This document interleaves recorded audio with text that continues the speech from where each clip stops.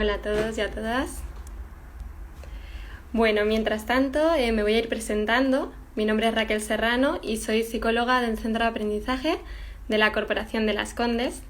Hoy partimos con una nueva entrevista, conversación, dentro de este ciclo de charlas que se han iniciado todos los miércoles. Y el tema de hoy es muy interesante y seguro que nos va a ser muy útil. Es la regulación de redes sociales y de pantallas. Y para ello tenemos con nosotros a la doctora Francisca Vargas, médico cirujano egresada de la Universidad del Desarrollo, residente de Psiquiatría Infanto-Juvenil en el Hospital Luis Calvo Maquena y psiquiatra infanto-juvenil de nuestros centros de aprendizaje. Así que vamos a darle paso. Ahora se va a unir con nosotros Francisca. Bueno, recordarles que pueden dejar sus comentarios aquí abajo y nosotras los vamos a leer y vamos a intentar darles respuesta en la medida de lo posible. Hola Francisca, ¿cómo estás? Hola Raquel, muy bien. ¿Y tú? Gracias por la Bien. presentación. Y gracias a todos por unirse hoy día con nosotros de manera virtual. Para mí es muy rico poder conectarnos y poder conversar acerca de estos temas, que resuelvan sus dudas y conversar acerca de este tema que creo que es tan importante. Cuéntanos, ¿por qué sería importante? ¿En qué puede ayudar a los papás y mamás, cuidadores que nos están viendo hoy, Francisca? Bueno, yo creo que siempre ha sido un tema importante, un tema que a muchos papás les preocupa, pero ahora debido a la crisis sanitaria, la situación en que estamos toma muchísima más relevancia, ha escalado muchísimo el uso de las redes sociales y el Internet, Ujú, ¿cierto? Y el uso de pantallas. Hoy día mismo tuvimos la noticia de que Santiago entra en cuarentena, ¿cierto? En cuarentena total, o sea, ahora más que nunca vamos a estar en nuestras casas. ujú. Muchos papás están trabajando desde sus casas, los niños están estudiando desde sus casas, la vida social ocurre dentro de la casa. Entonces las redes sociales toman muchísima más importancia y la tecnología que las acompaña, ¿cierto? Ujú. Tal vez muchos papás también ven en muchos medios, quizás en redes sociales mismas, en diarios, en internet, en la televisión, acerca de algunos que son como pro pantallas, otros que son anti pantallas, y hay mucho debate al respecto. Y yo la verdad creo que caer en ese debate no es muy útil. Creo que tenemos que aceptar en la realidad que estamos, en una nueva realidad, una realidad desconocida para nosotros. Y más que entrar en ese debate, creo que debemos informarnos y aceptar que este cambio está ocurriendo y que estamos cada vez más cibercomunicados. Y con eso no quiero proponer un chip libre, o sea, no es como decir, bueno, ya que estamos en esta, ¿qué le vamos a hacer? Veamos tele todo el día, estemos en el celular todo el día. Todo lo contrario, yo creo que cuando uno se informa, uno puede aceptar los cambios y acomodarse a estos cambios de una manera mucho más responsable y mucho más efectiva y más saludable. Oye, Francisca, ¿y esto de las pantallas sería solo el celular y el computador o de qué estaríamos hablando? ¿Qué sería como una pantalla y una red social para que nos informemos un poquito más? Sí, esa puede sonar una pregunta un poco obvia, pero en realidad yo creo que es importante aclararlo. Pantalla es toda tecnología que, valga la redundancia, posea una pantalla para funcionar. O sea, hablamos de pantalla cuando hablamos del celular, del computador, de una tablet, de un videojuego, incluso de estos libros electrónicos que se usan para leer también son una pantalla. Ujú, Y las redes sociales son cualquier medio digital que nos permite una interacción social. O sea, claramente ahora estamos en una red social que es Instagram. Otro ujú. ejemplo sería Twitter, TikTok, que está tan famoso ahora entre los más jóvenes, ¿cierto? Ujú. WhatsApp, entre muchas otras, ¿cierto? Muchas veces se confunden pantallas con redes sociales, porque en general las redes sociales llevan pantallas de por sí. Claro, ujú, como que implica el uso, ¿no? Y Francisca, Claro. que yo creo que muchos papás y muchas mamás se preguntan, ¿no? ¿Cuánto tiempo deberíamos dejar, ¿no? A nuestros hijos e hijas como viendo las pantallas, ¿no? Como Ujú. utilizando las redes sociales. ¿Qué es lo que se sabe de esto? Yo creo que esa es la pregunta más frecuente que se hacen los papás, Ujú, ¿cierto? ¿Cuánto tiempo? Acá quiero ser muy clara en las recomendaciones que da la ciencia. Y en eso es súper claro, según las academias, la Academia de Pediatría, estudios europeos, etcétera, que desde 0 a 2 años no está recomendado exposición a pantallas. O sea, en este rango etario debemos evitar la exposición a pantallas. ¿Por qué es esto? Porque en esta edad el cerebro está en pleno desarrollo y tenemos que fomentar la interacción física del mundo real, o sea, el juego cara a cara, escuchar los sonidos, ver las expresiones de la otra persona, y esto en este periodo de tiempo.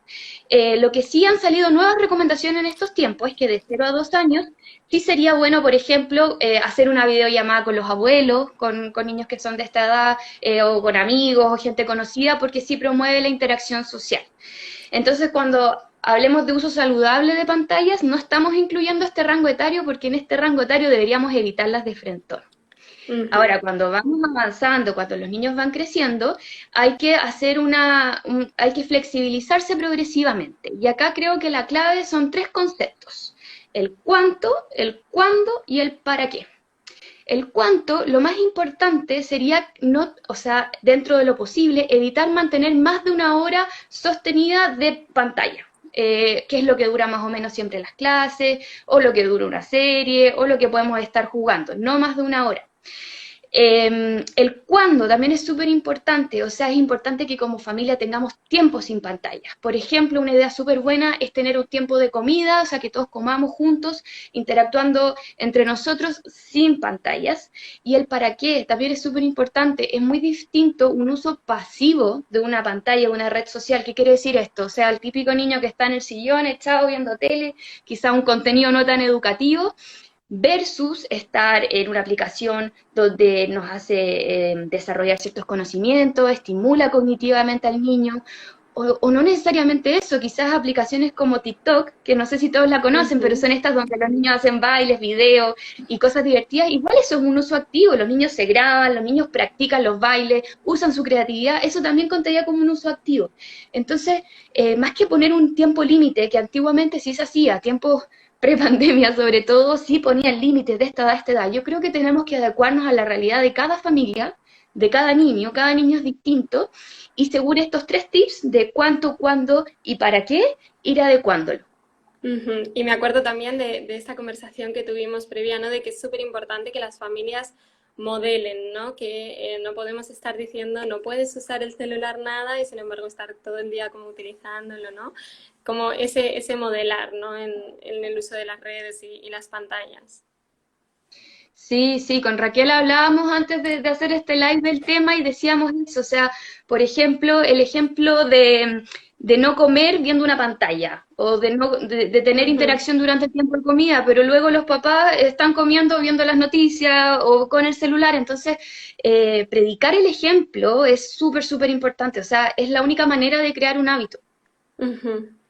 Bueno, aquí viene una pregunta sobre los jóvenes, igual en el tema como relacionado a drogas. Ahora estamos hablando de las adicciones, o sea, del uso de las pantallas y las redes sociales, pero vamos a tomar como en cuenta el comentario para futuro. Recuerden que pueden hacernos como las preguntas atingentes al tema y se las vamos a ir contestando en la medida de lo posible.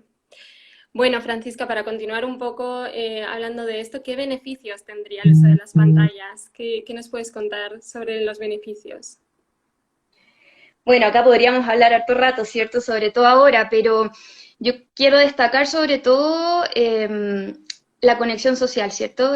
Gracias a las redes sociales y a las pantallas, este distanciamiento físico, que previamente se llamaba distanciamiento social, ya no lo ya no es distanciamiento social, es Ujú. solo físico, porque podemos mantenernos conectados, los niños pueden hablar con sus compañeros de curso, y no solo con compañeros de curso, con gente de Corea, que ahora que está de moda el K-pop, muchos se hacen amigos de gente de Corea, interactúan, comparten distintas realidades, entonces se nutren culturalmente muchísimo.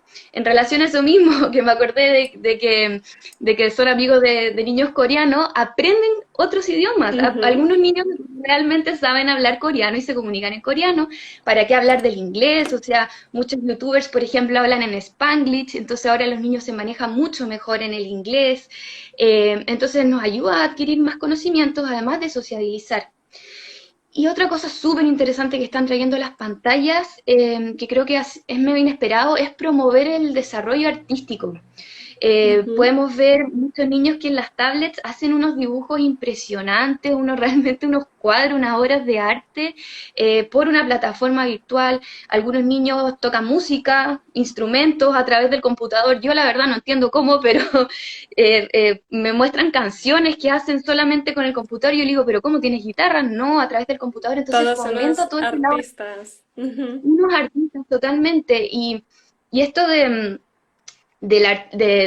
fomentar lo artístico y fomentar también la conexión social, promueve mucho también la formación de una identidad, que este proceso es tan importante, ¿cierto?, para los adolescentes sobre todo, pero en general durante toda la infancia. Entonces voy formándome qué cosas me gustan, para qué soy bueno, para qué soy malo, quiénes son mis amigos, quiénes no. Entonces, en el proceso de formación de identidad, las redes sociales hoy están jugando un rol súper, súper importante y es noticia en desarrollo, creo yo, que los expertos van a tener que ir evaluando con el tiempo cómo esto va modelando, pero gran parte del desarrollo emocional y cognitivo de nuestros niños se están produciendo de manera virtual, por así Ujú. decirlo. Sí, y ahora el aprendizaje virtual también, claro. O Ujú. sea, es como tener la Biblioteca de Alejandría 24/7 disponible Exacto. Mucho acceso. todo el Ujú. tiempo.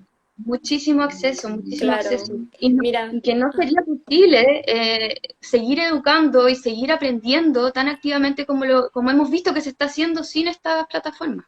Ujú. Mira, Francisca, aquí hay un comentario que dice que siente que las pantallas ya se han convertido como en una droga, ¿no? Que sería como uno de esos aspectos negativos, ¿no? En la adicción que puede llegar a generar el uso de las pantallas o de las redes sociales. Sí, bueno, eso es lo que hablaba del debate de si las pantallas son buenas, son malas, etcétera.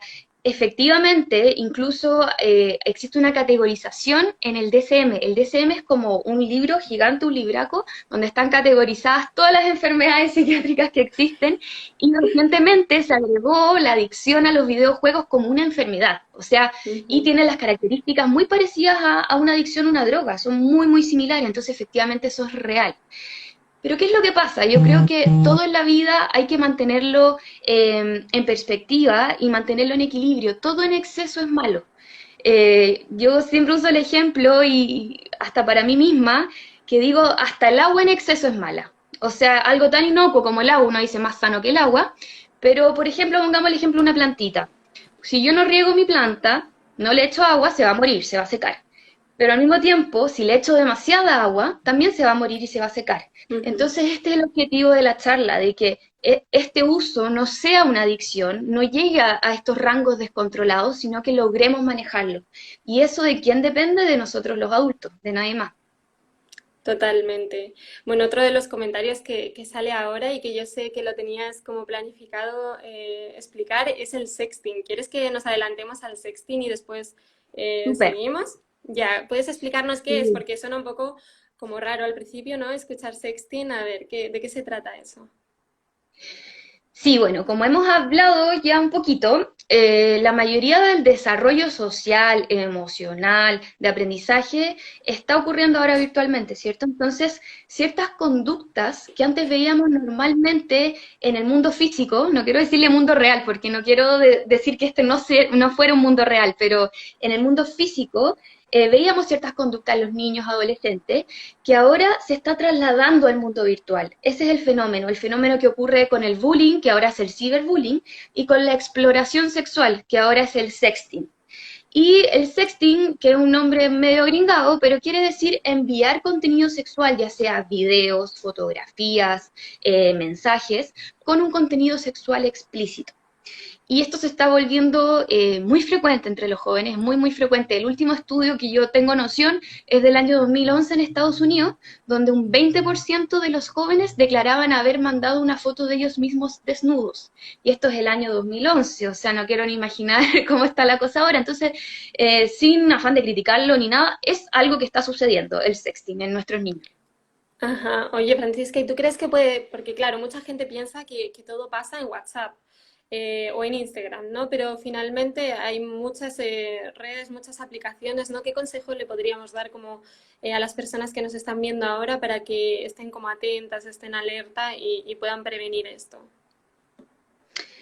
Sí, bueno, nosotros somos todos usuarios de las redes sociales, si no, no estaríamos aquí reunidos hablando por esto, pero somos usuarios distintos a lo que son nuestros jóvenes, ¿cierto? Ellos ocupan otras redes que nosotros no conocemos. El mejor ejemplo de esto es que Facebook, que antes era como el boom, la aplicación más usada, ahora va de capa caída porque los niños no se meten a Facebook porque estamos nosotros ahí y podemos ver los contenidos que ellos suben. Entonces, lo más importante en esto es la comunicación y la educación. O sea, creo que el mensaje es no estar tratando de pillar a nuestros niños cuando hagan estas cosas, eso es imposible, no somos dueños de nuestros hijos, no somos dueños de lo que hacen, entonces tenemos que ir un paso más atrás, tenemos que, antes de que ocurran estas conductas de riesgo, educar. Educar principalmente por un tema de privacidad. Yo creo que este es el principal tema que toca el sexting, o sea, creo que cada uno, cada adolescente debería ser dueño de la exploración que él quiera hacer, que estime pertinente y no censurarlo en ese sentido. Pero sí debemos educar acerca de que todo lo que publicamos en Internet ya no es privado. Los niños se suelen confiar un poco de eso, y sobre todo los jóvenes, porque tienden a confiar mucho en la persona que le envían, tienden a confiar mucho en las plataformas. Dicen, no, pero si subo una foto a Instagram y está mala, se borra y listo. Ujú. Pero todo lo que yo subo a internet, todo lo que yo envío a un grupo, deja de ser privado y deja de ser de mi propiedad. Yo no sé ahora si envío un mensaje, a alguien le va a sacar un pantallazo, si envío un video, a quién van a reenviar ese video en X plataformas. Entonces, educar acerca de la importancia del mundo interno y de la privacidad propia. Y no solo eso, sino también educar para al otro lado. ¿Qué hago yo? O decirle a nuestros hijos, ¿qué haces tú si te llega un video que es de material un poco privado, que quizás si fueras tú no te gustaría que mucha gente vieras? ¿Lo reenvío? Mejor no sigo con esto.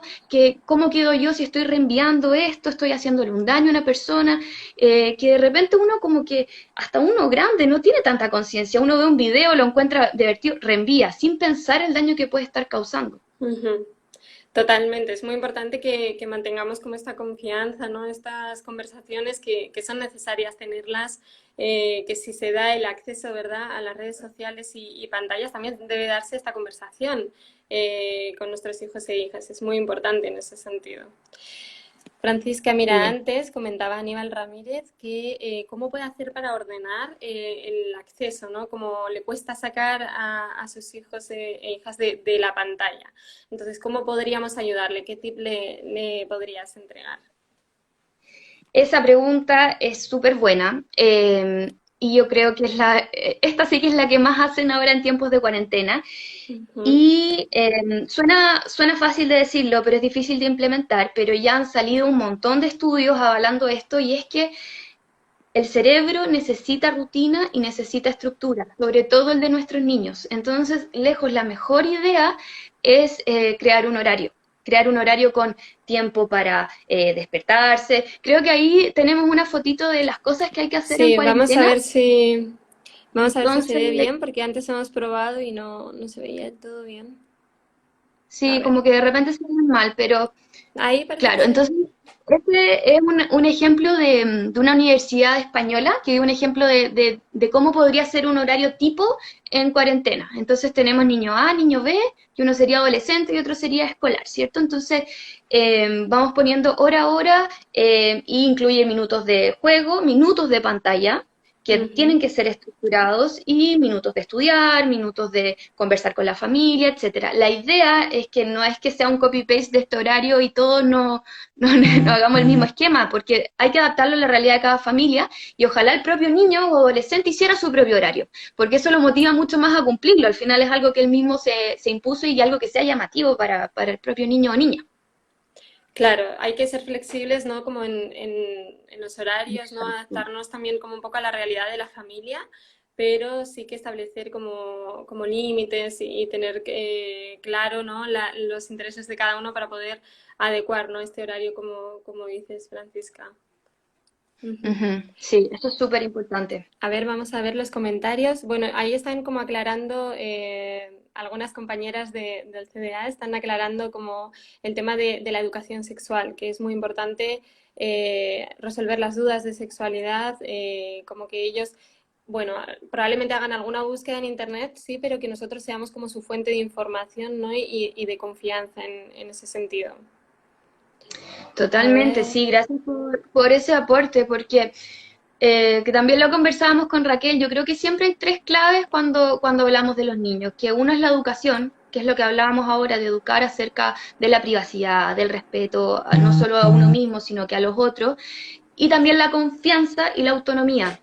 Y la confianza tiene que ver con eso, con lograr un lazo abierto en que los niños confíen en nosotros como figuras de referencia para preguntarnos cosas, para que no hayan tantos temas tabú, que nos sientan como un apoyo y una referencia a la hora de hablar de estos temas y que no sea que les da vergüenza o que nosotros minimizamos, por ejemplo, cuando nos dicen, oye mamá, es que hay una foto mía, ay no pesquí, bórrala nomás. Ujú, No, darle importancia porque para ellos este mundo es muy relevante. Cuando ellos nos hablan de sus redes sociales, de su chat, como que de repente puede ser un poco fome para uno, como que, pero en el fondo ellos nos están hablando de una parte muy importante de su vida. Entonces, si no pescamos, en palabras coloquiales, cuando nos hablan de esto, muy pronto se van a aburrir y van a dejar de hacerlo. ujú. Estamos hablando de cosas sexuales, que son cosas más delicadas, pero se hilan más fino desde el principio. Por ejemplo, cuando nos piden hacer un video con ellos en TikTok y nosotros nos da entre lata y vergüenza, nos perdemos una gran oportunidad de conectar con ellos, de comunicar con ellos.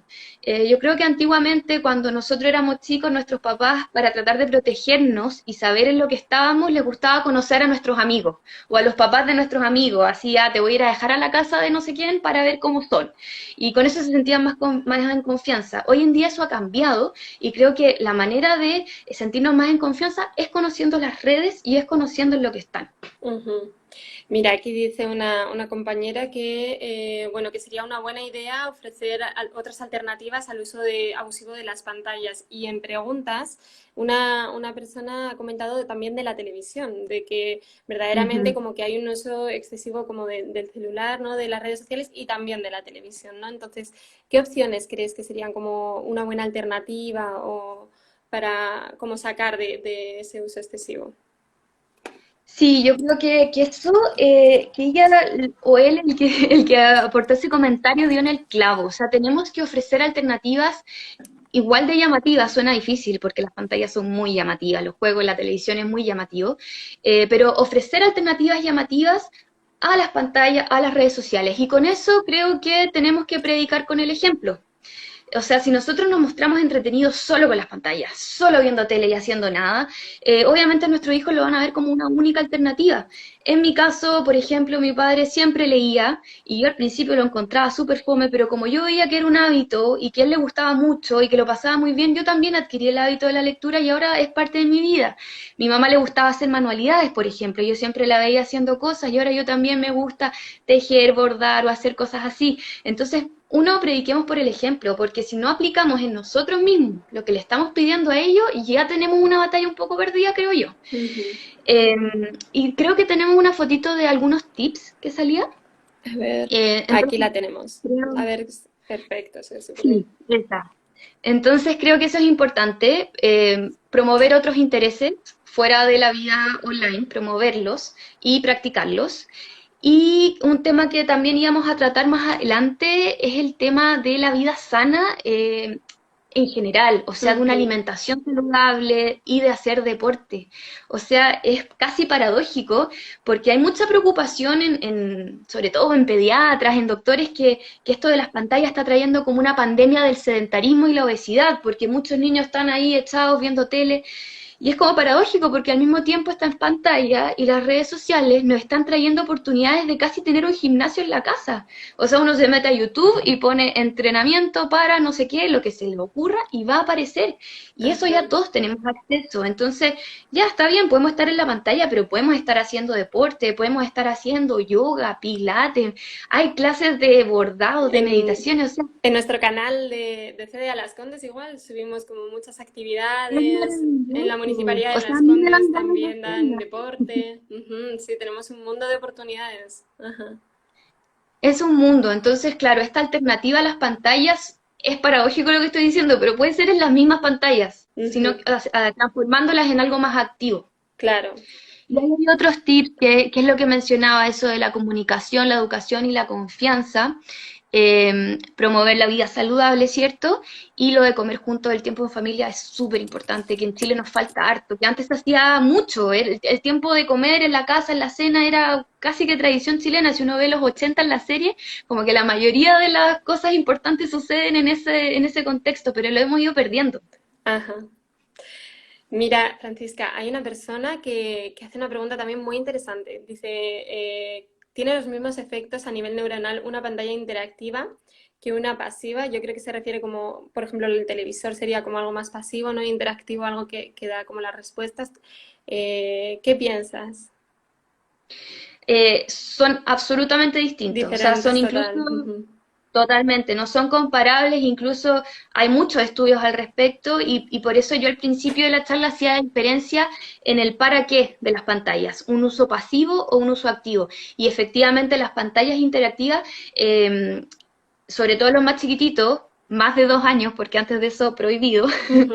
pero 5 o 6 años promueven mucho el desarrollo de la motricidad fina, de habilidades técnicas, que eso no lo podemos dejar de lado. O sea, si privamos a nuestros niños también de adquirir todas estas habilidades, los privamos de habilidades que van a ser esenciales en su futuro, porque va a ser un futuro tecnológico total. Entonces van a necesitar estas habilidades del multitasking, de conectividad. Entonces esas pantallas sí nos pueden ayudar a eso. Ujú. Mira, aquí una persona dice, mi hija tiene 3 años y le gusta mucho el celular. ¿Puede usarlo o aún es muy pequeña? Ella ve monitos ahí, justo lo que hablábamos ahora de antes de los 2 años, no lo recomendamos, ¿no? Pero ella tiene 3 añitos, ¿qué le dirías a esta mamá? Ella ya tiene tres Y añitos, ve entonces monitos sí está. en la pantalla. Ajá. Ve monitos, claro, eso es importante. Primero que nada, lo primero que yo pregunto, pero ¿qué está viendo en esa pantalla? Si está viendo monitos y son monitos adecuados para la edad, porque hay monitos que son para adultos también, y uno como que de repente se sorprende, pero tenemos que también regular el contenido. Hay una página súper interesante que se llama Common Sense Media.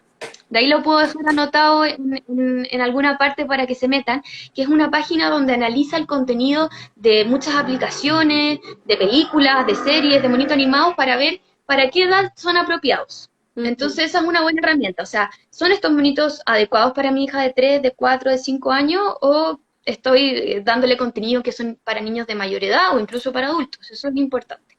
Y ahí yo recomendaría también, en ese caso de la chiquitita de 3 años, que no sea más de una hora en ningún caso. Incluso 3 años yo me pondría un poquito más restrictiva, que ojalá no pase de la media hora continua Ujú. y que no sean tiempos de compartir con otras personas. Por ejemplo, es que es muy típico y yo sé porque es más fácil, de repente es un momento difícil el de dar la comida, pero ojalá que no sea mientras come estar viendo la pantalla, sino que sea un tiempo de interacción con los monitos, de escucha activa, de estar viendo los colores, viendo qué pasa, incluso como papás podemos preguntarles, oye, ¿qué hizo ese mono? ¿Qué está pasando? Y ahí hay una interacción distinta cuando estamos involucrados también en ese ver un monito simplemente. Ujú. Es un momento, las comidas son un momento súper importante para generar vínculo con nuestros hijos, ¿no? El mirarnos a los ojos, el acompañarle en la alimentación, ¿no? Es súper importante que tengamos como ese momento como algo muy familiar y muy nuestro, ¿no? Digamos. Mira, Totalmente de acuerdo. aquí otra persona hace referencia a los Ujú. beneficios de las pantallas. Bueno, yo quiero recordar que esto va a quedar grabado, va a durar 24 horas en el perfil. Entonces, bueno, justo iniciábamos como esta conversación, iniciábamos con los beneficios también un poco de las pantallas. Entonces, animo a todas las personas que luego le echen un vistacito si se perdieron como una parte, porque va a quedar ahí grabado, ¿no? Pero ¿quieres que hacer como una breve acotación, Francisca, o quieres que sigamos Pero con en el contenido? sencillo, en ciclos yo creo que sería sociabilización, Ujú, aprendizaje, cultura ujú, y mundo artístico y identidad propia. Yo creo que esos 5 serían lo más importantes porque hay más. claro. Ujú. Bueno, aquí habla, otra persona dice que le pide a sus hijos que apaguen el celular como a una hora prudente, antes de irse a acostar, supongo, pero tiene que lidiar con ellos. Bueno, sí puede pasar, ¿no? Que a la hora de establecer límites con cualquier cosa, ¿no? Que les gusta y que les produce placer, cuesta un poco, pero les animamos a eso, a de que establezcan los límites y de horarios, sobre todo, antes de dormir, como, ¿verdad? No hacer abuso de las pantallas por las luces, ¿cierto? Para que el cerebro vaya relajándose, volviendo a la calma, ¿no? Y se prepare para un sueño reparador. Exacto, y es un tema que esa persona que preguntó que se conecta a una charla que vamos a hacer en un par de semanas más, que es sobre los trastornos del sueño. Y ahí Ujú. las pantallas juegan un rol bien protagónico en estos trastornos del sueño que hemos visto en cuarentena. Entonces sí, es un tema súper relevante y que hay que importante abordar. Perfecto. Bueno, varias personas les parece como importante la página, así que vamos a intentar de cualquier manera como dejarla por escrito, pero eso también pueden como volver a verlo para si alguien se perdió la página que comentaba Francisca. Bueno, para no Es perder... Common, Ah, ¿cómo? Common Sense Media, como Ajá, sentido común de los medios, pero en ajá. inglés. Ya, Si lo ponen perfecto, en Google, va a aparecer. perfecto. Bueno, Francisca, para no perdernos como de algo tan importante como el ciberbullying, ¿qué nos puedes contar de eso para que no se nos quede en el tintero este tema? Ah, se nos estaba quedando el ciberbullying. Es tan importante, ¿cierto? Ujú, Sí, bueno, yo creo que de los dos principales temas que tenemos hoy en día con las redes sociales es el ciberbullying y es el sexting, que del sexting ya hablamos un poquito, ¿cierto? Y el ciberbullying es otra conducta que veíamos normalmente, que es el bullying, ujú, la vemos reproducida en el mundo digital, ¿cierto? Ciberbullying es usar de forma deliberada cualquier medio digital para publicar contenido o información sobre otra persona que puede ser falsa, puede ser hostil, o sea, que le cause daño o desagrado a la otra persona, o vergonzosa, como publicar un video vergonzoso, etcétera. ujú. Y, y hay harto debate acerca del ciberbullying, sobre si es lo mismo que el bullying normal, el bullying físico, por así decirlo, que se producía en la sala de clases día a día, con el ciberbullying. Hay algunos que dicen que es más o menos lo mismo con algunas características, otros dicen que es una entidad totalmente separada. Da lo mismo la discusión, creo yo, pero lo que sí tenemos que tener claro es que el ciberbullying tiene características súper particulares y peculiares que lo hacen distinto. Y es que puede ocurrir 24 horas al día, los 7 días de la semana, vacaciones incluidas. O sea, es realmente súper esclavizante para el que es víctima de este ciberbullying, porque antes era estar en la sala de clase, sin minimizar lo que es el bullying, por supuesto, pero uno llegaba a la casa y se podía distraer, podía salir de ese ambiente hostil. Ahora uno llega a la casa y bueno, ¿para qué vamos a decir ahora que estamos encerrados en la casa? O sea, es constante.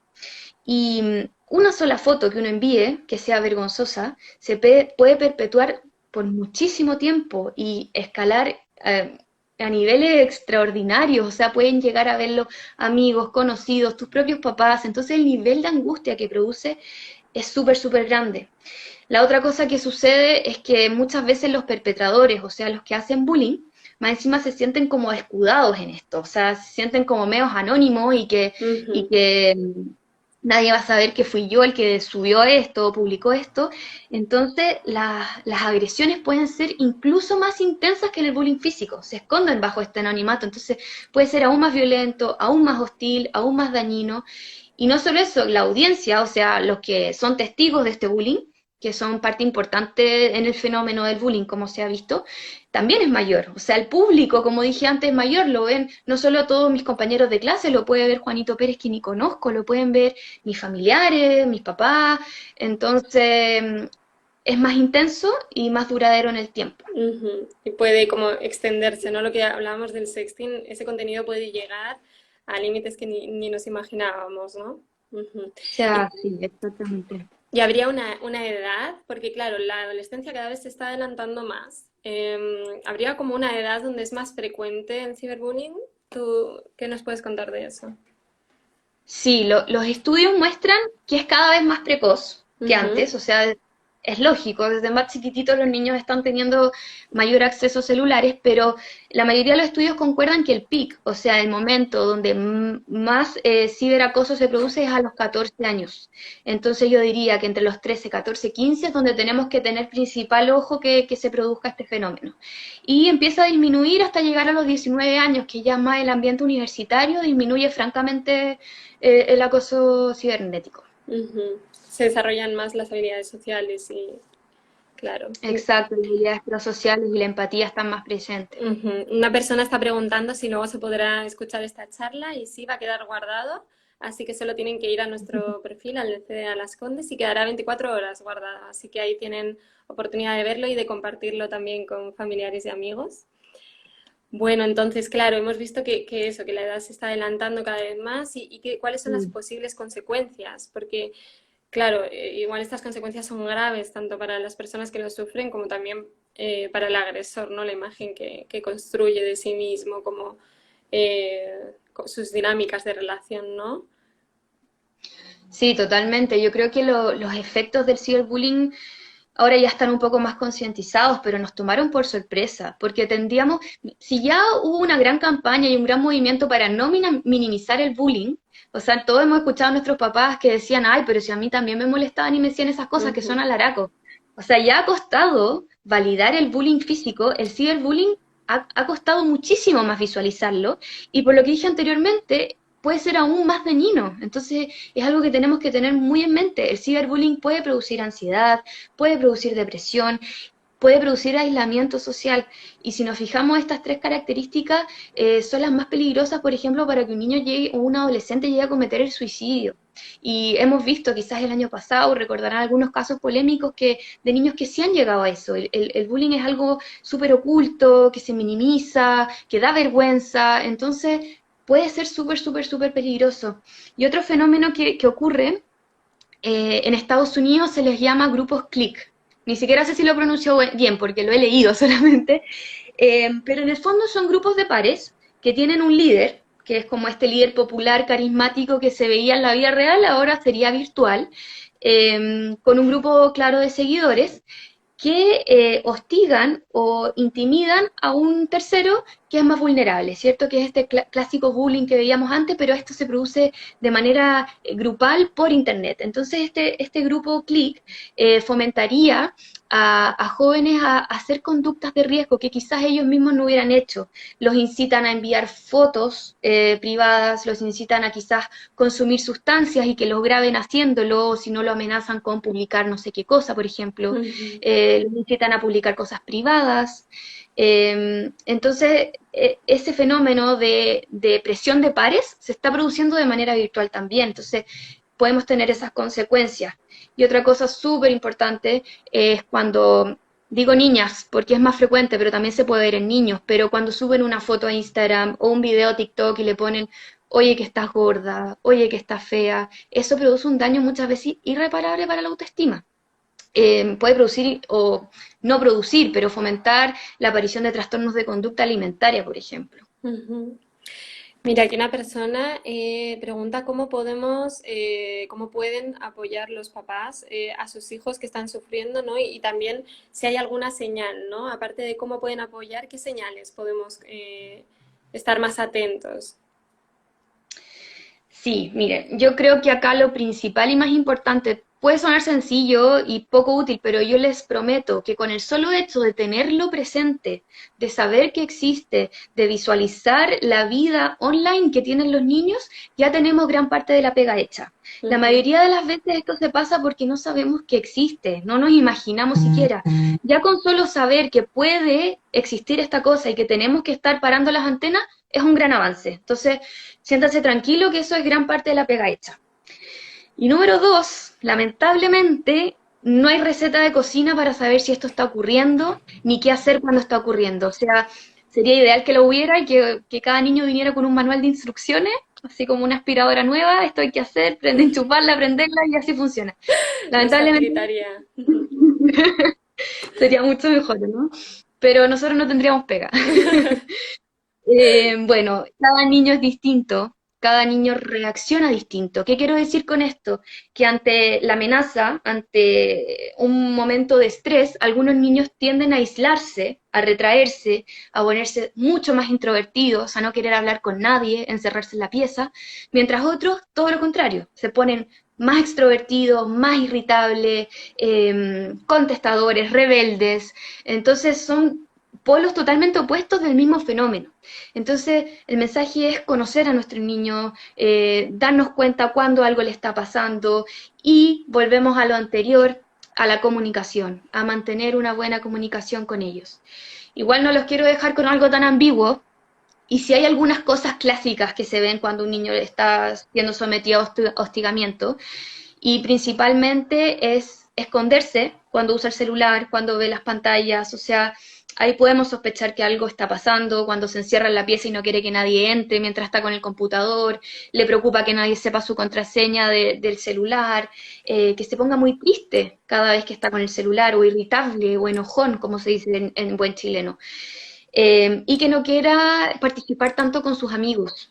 O sea, que no esté muy interesado en hablar con ellos, no quiera ir a las juntas cuando tengamos juntas físicas, eso es una señal importante. Sí, o ahora no quiera participar en videollamadas, ¿no? Que también está pasando como el hecho de que haya un cumpleaños por videollamada y no quiera de ninguna manera conectarse, ¿no? Esa sería como también una señal ahora que no estamos como en presencial, digamos. Totalmente, Ujú, exactamente, y que no lo inviten, o sea, que lo ujú, estén aislando. El aislarlo de un grupo también es un tipo de bullying. ujú. Mira, aquí una persona preguntaba por Fortnite, que es un juego que está muy de moda ahora, ¿no? Y que la verdad es que, bueno, todos los juegos tienen una edad recomendada. Y es cierto que muchas Sí. personas no saben o no se fijan en esta edad recomendada.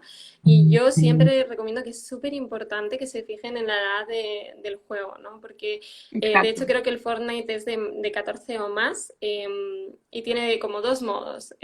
Uno que es como más como el gratuito creo que es como ya de mucha violencia, ¿no? Y hay un modo historia que sé que es como con no tanta violencia, que es el de pago.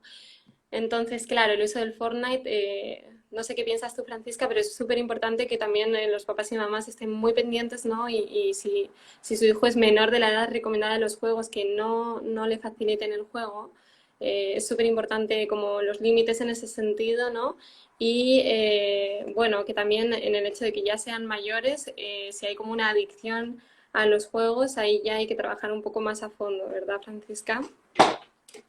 Estoy absolutamente de acuerdo. O sea, lo primero que nada es fijarnos en la edad. Los gringos son mucho más mateos que nosotros con esto, porque han visualizado este problema desde antes. Y por eso le han puesto estos límites de edad, no solo por el contenido, sino que por el grado de adicción que producen estos juegos. O sea, lo que hablábamos anteriormente, los videojuegos, la adicción a los videojuegos está catalogada como una enfermedad. Es un mundo un poco aparte de lo que estamos hablando. Entonces, es algo que tiene que estar súper restringido, súper supervisado. Eh, y como decías tú, ver para qué edad está aconsejado este juego, que en la misma página que les mencioné, creo que también salen juegos de computador, que ahí pueden estar aconsejándolo. Ujú. A ver, otra persona dice, bueno, los casos chiquititos que no manejan sus propias redes y que digamos que el adulto puede tener un poco de control de esa exposición a las pantallas, ¿cómo se puede manejar? Creo que, creo que está hablando un poco también del control parental, ¿no? De esas aplicaciones de control Mm, parental, ¿no? Y que el adulto, a ver, quizás como papás no sabemos cuánto es el tiempo prudencial ya. Ajá, lo que mm, comentábamos un poco antes y bueno, sí. también recordar el control parental, ¿no? Estas aplicaciones que están saliendo ahora y que muchas de ellas son gratuitas como para vigilar, ¿no? O restringir el acceso a ciertas páginas y también ahí se pueden seleccionar las franjas horarias, ¿no? En las que se puede permitir el acceso, ¿no? A ver. Sí, exactamente. Y en relación a eso, tenemos que tener en cuenta que los niños tienen una menor capacidad de autorregulación. O sea, en realidad, por decir, casi nula, porque aún la están creando, la capacidad de autorregularse, de autofrenarse, de decir esto es demasiado. Entonces los niños nunca van a encontrar que es demasiado. Es un buen ejemplo los niños que se están bañando en la playa y lo están pasando súper bien y llevan horas bañándose en el mar de Chile que es congelado, ¿cierto? Tienen los labios azules, están tiritando de frío y la mamá le dice, hijo, salte del agua, ya está bueno ya, te has bañado suficiente. El niño, no, mamá, estoy súper bien. Pero ¿cómo si estás muerto de frío? No tengo frío, estoy súper bien. Es lo mismo con las pantallas. ¿Y qué es lo que pasa? Que si el niño tiene frío, tiene los labios morados, está tiritando y necesita salirse del agua, nosotros como padres no dudamos. O sea, al tiro te vas para afuera, te abrigas, te vas a resfriar, si no, esto es exactamente lo mismo. O sea, quizás confiar más en nosotros mismos, quizás este es un mundo un poco desconocido y por eso es importante hablarlo, porque para nosotros es algo nuevo y sentimos que los niños lo dominan más. Pero si nosotros como padres sentimos que ya no está siendo saludable, que si sigue con esto se va a enfermar, confiar en nuestro criterio. Nadie conoce mejor a los niños que los propios padres, entonces mi mensaje sería... que siempre se preguntan, no, no, sé cuánto es mucho, cuánto es poco. Yo creo que sí lo saben y que tienen que confiar en lo que su experiencia como padre les está diciendo. De hecho, yo creo que acabas de responder como la pregunta que acaba de hacer una persona, ¿no? Que dice que en YouTube, pese a tener el control parental activo, ve que hay monitos que son un poco violentos, ¿no? Que qué puede hacer, ¿no? Yo creo que ahí le acabas de dar la respuesta, ¿no? De si crees que es violento, ¿no? Confía en tu criterio y como Exacto. restringe el acceso a YouTube o si no puedes, acompaña, ¿no? Al menor en este caso, ¿no? Viendo ese contenido y si crees que no procede, bueno, pues retiras ese video, cambias de video, ¿de acuerdo? Como acompañar, no dejar solos prácticamente a los niños con un acceso de información ilimitado, ¿verdad? Totalmente, eso es súper importante. Ante la duda, acompaña. Uh-huh. A ver, otra pregunta es, ¿cómo podemos hacerle entender que ya es suficiente? Por ejemplo, ¿cuál debería ser el rol o la acción de los papás? Eso es la pregunta del millón, ¿cierto? ¿Cuál debería ser el rol de los papás frente a un niño que se está excediendo, ¿cierto? Que ya Uh-huh. decimos esto es suficiente. Y yo creo que lo más importante es ser firmes. Uh-huh. Estos son como habilidades de parentalidad, pero no sirven las amenazas, por ejemplo, 5 minutos más, o si no lo haces, y una amenaza tras eso. O sea, tenemos que tener las reglas claras. Cuando las reglas están claras y las normas están evidenciadas, no va a ser sorpresa cuando ya se acabe la hora de pantalla y se dejó de hacer. Entonces, por eso fomento nuevamente el tema del horario. O sea, Uh-huh. si cumplimos este horario, con flexibilidad, obviamente, no quiero que se transformen así en... son tiempos difíciles, pero creo que tenemos que ser claros y firmes cuando nos Ajá. pongamos. Muchas veces nuestros hijos nos ganan el gallito y por no armarnos más problemas, muchas veces decimos, ya, bueno, está bien. Pero con eso perpetuamos el problema y lo pateamos para el día siguiente, por así decirlo. Ajá, yo creo que aquí es súper importante llegar a un acuerdo, ¿no? Muchas veces lo explicamos, ¿no? De las normas no tienen que ser 100% autoimpuestas, ¿no? Sino que también podemos conversar con nuestros hijos e hijas y preguntarles, ¿no? ¿Por qué quieres más tiempo? ¿Qué necesidad estás teniendo ahora, ¿no? Y llegar como a esta especie de negociación y un acuerdo que sea beneficioso para ambos, ¿no? Entonces, manteniendo como unos límites prudenciales. Y lo que decía Francisca, si en ese momento ya llega la hora de que habían acordado, simplemente recordarle, ¿no? Habíamos hecho un acuerdo, habíamos decidido como a esta hora, entonces ya es momento de ir apagando, ¿no? Entonces, bueno, es probable que llegue un enojo, pero finalmente es un acuerdo, entonces ahí hay que acompañar en el enojo. También vamos a ayudar, si acompañamos en el enojo, en todas las emociones estamos ayudando a gestionar las emociones también, ¿no? Entonces es importante que tengamos esta comunicación, ¿no? De que no sea todo como unidireccional, sino que nos comuniquemos, que acompañemos, que seamos capaces de entender, ¿no? Ese enojo y de ayudarle a gestionarlo. Yo creo que acá diste en un punto súper importante y cuando suceden estas peleas de quiero un 5 minutos más y los papá dice, no, pero te dije ya, no, y se forma esta pelea, generalmente un problema de comunicación. Entonces, lo que dices tú, que sea bidireccional. Si conocemos las redes en que están metidos nuestros hijos, los juegos, etcétera, y sabemos para qué las usan. Por ejemplo, TikTok. Están grabando un video TikTok y dicen, bueno, llegó la hora de acostarse, se corta el video ahora, se acabó, y nos ponemos súper tajantes y nos cerramos a eso y no entendemos por qué es importante seguir grabando el video que quizás lleva practicando todo el día, quedó con una amiga que la iba a subir en ese día, están ahí en un live, qué sé yo, y no pueden interrumpirlo. Entonces, si no entendemos para qué ellos usan las redes, cuál es el objetivo que está detrás de eso, nos vamos a poner súper cerrados a cualquier razón que nos den ellos. Y quizás sí son razones válidas. Entonces, dialogar, siempre dialogar. Versus cuando nos están entregando razones totalmente inválidas, que simplemente quiero estar más rato, donde no habría posibilidad de diálogo, ¿cierto? Claro, totalmente. Bueno, ahora hay una persona que se incorporó tarde y decía cuál es lo óptimo, ¿no? Para conectarse a las pantallas. Ya hemos conversado de que no hay un manual, de que tienen que confiar en sí mismos, pero recordamos que este video, este live, está grabado y que va a estar disponible durante 24 horas, así que no duden en verlo completo cuando acabemos. A ver, aquí hay una pregunta, de todas formas vamos a ir acabando porque puede que se nos corte si no en cualquier momento. Así que vamos a hacer esta última pregunta si te parece y damos cierre a la charla de hoy.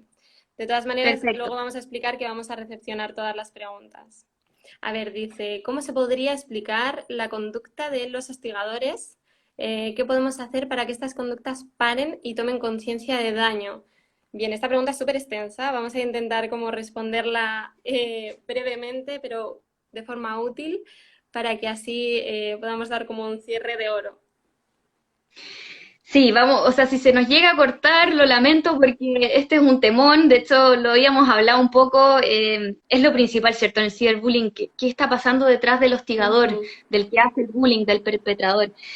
Y ahí es súper importante el tema de la educación. Por un lado, puede ser que ese niño no ha recibido la educación adecuada acerca de los efectos que produce lo que él está haciendo. Quizás lo minimiza él mismo. Él cree que no es grave, que no es real el daño que se produce en otros. Quizás, por otro lado, es una manera de llamar la atención, de buscar interacción social muchas veces. Muchos de ellos son niños que son sometidos ellos mismos a molestias, a bullying. Entonces ellos tienden a buscar la interacción de manera más hostil y de una forma de llamar la atención. Y creo que educar en la no violencia, educar en un ambiente de habilidades prosociales, es decir, de que nos apañemos entre todos, de que nos ayudemos entre todos, por ejemplo, esto de que las mujeres ahora nos validemos en vez de criticarnos todo el tiempo y que ocurra lo mismo entre los hombres, es un ambiente y es una cultura que se enseña, que uno no nace sabiéndola y uno suele imitar conductas hostiles que ya están instauradas en la red.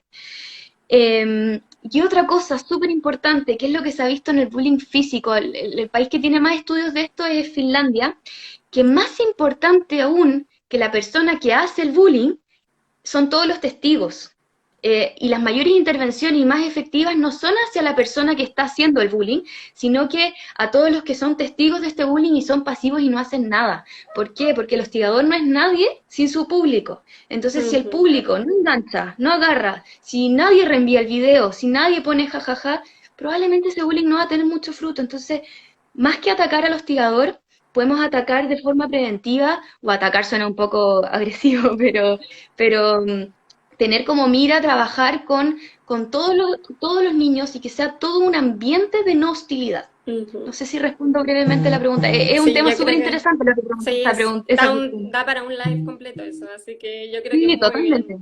Bueno, entonces para finalizar queríamos darles las gracias a todos por participar, por sus comentarios, por todo el apoyo que nos han dado a través de la pantalla y decirles que nos pueden mandar sus comentarios o dudas que quedaron pendientes porque igual tenemos el tiempo limitado al mail apoyoencrisis@cdalascondes.cl apoyoencrisis@cdalascondes.cl y seguro se la responderemos. Entonces, si necesitan apoyo, también vamos a estar al otro lado de la pantalla, así que cuenten con nosotras. Francisca, ¿te quieres despedir y Totalmente. finalizamos? Súper. Muchas gracias a todos y gracias a ti, Raquel, por ordenar todas estas ideas, que eran muchas y lograste ordenarlas súper bien. Gracias por toda la información, Francisca. Bueno, nos Gracias. despedimos y va a quedar 24 horas, ¿de acuerdo? Hasta Cuídense. luego. Chao.